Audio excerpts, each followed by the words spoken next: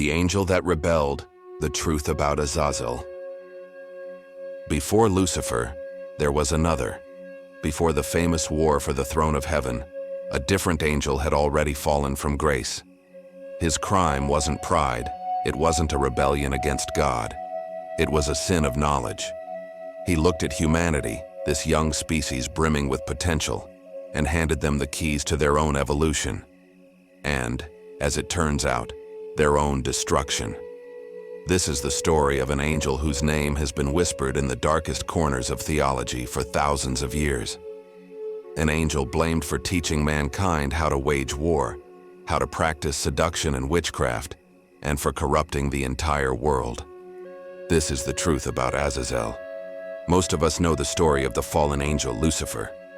But what if I told you that in ancient texts, books that were left out of the Bible we know today, the story of the fall starts with a completely different name? A name that's tied to this bizarre ancient ritual involving 2 goats and the act of casting sins out into the desert. So, who was Azazel? Was he a demon? A place? Or was he the celestial watcher who taught humanity secrets they were never, ever supposed to know? The real answer is way more complex, and frankly, more fascinating than you can imagine. Section 1. The Scapegoat of Leviticus.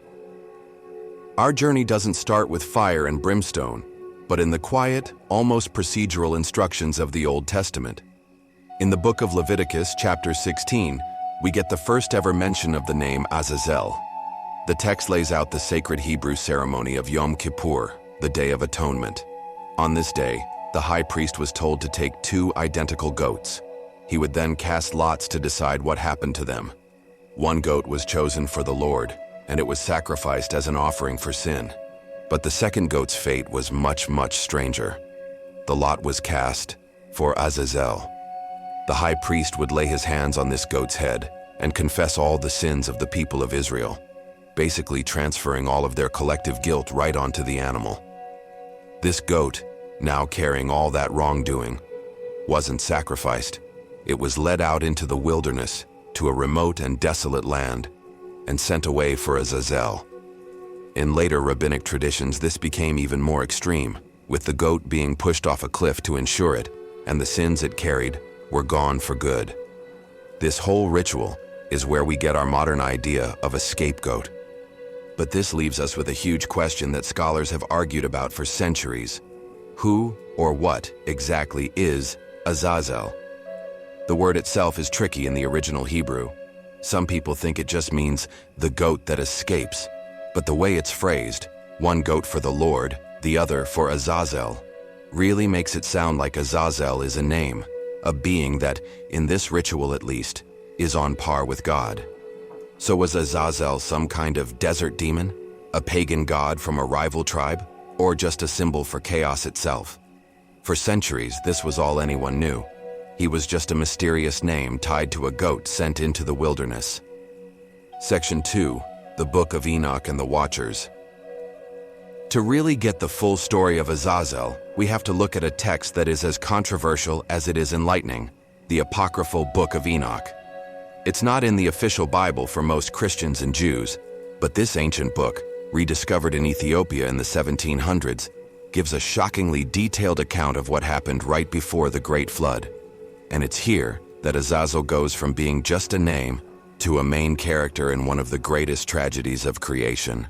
The Book of Enoch tells us about a group of angels called the Watchers. 200 of them were sent to earth to, well, watch over humanity. But as they watched from their post on Mount Hermon, they started to lust after human women. Led by an angel named Shemyaza, they all made a pact, a terrible oath to break God's law, come down to earth, and take human wives. That was their first sin, crossing that sacred line between the heavens and the earth. But it was just the beginning. Their children with these human women became a race of giants known as the Nephilim, terrifying beings who devoured everything on earth and eventually started eating humans and drinking their blood. The world was plunged into total chaos. But the Watchers didn't just bring physical destruction. They brought an intellectual corruption, a sharing of forbidden knowledge. And the one leading this catastrophic class was the angel Azazel. Section 3. The Forbidden Knowledge of Azazel.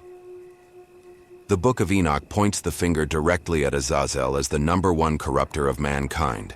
He was responsible for a very specific and devastating set of lessons.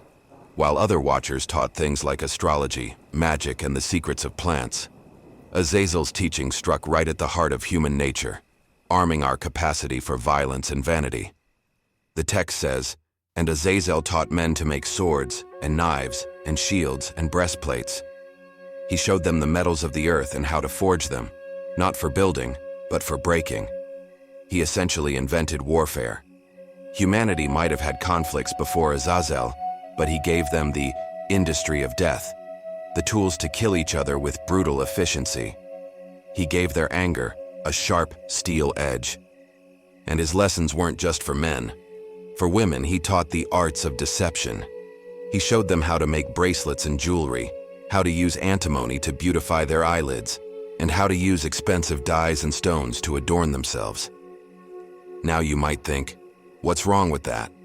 But in the context of the book, this wasn't about beauty. It was about promoting vanity, seduction, and a kind of artificiality that pulled people away from a more natural divine order.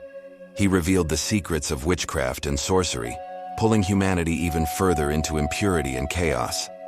The Book of Enoch is brutally clear in its judgment. The whole earth has been corrupted through the works that were taught by Azazel. To him ascribe all sin. In this story, he's not some rebel trying to grab power. He's a teacher whose lessons unlock the darkest parts of the human soul. He gave us the tools for war and the vanity to want what wasn't ours. Section 4.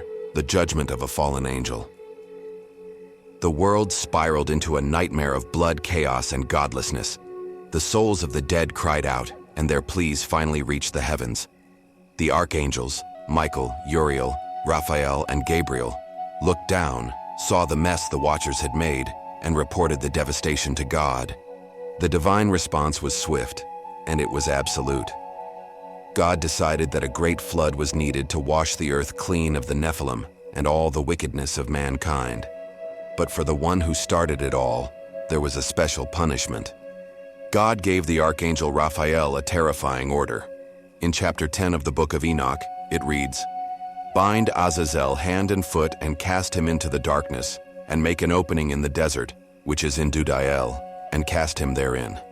And place upon him rough and jagged rocks, and cover him with darkness, and let him abide there forever, and cover his face that he may not see light." This punishment is so specific. Dudael is thought to be a harsh, rocky desert, a place of total emptiness. Azazel, the angel who brought a forbidden light, was sentenced to be sealed in total darkness, buried under the earth, and cut off from everything. His imprisonment was set to last until the final day of judgment, when he would be dragged out and cast into the fire for what he'd done. This image of a prison in a desolate desert gives a chilling new layer to the scapegoat ritual in Leviticus.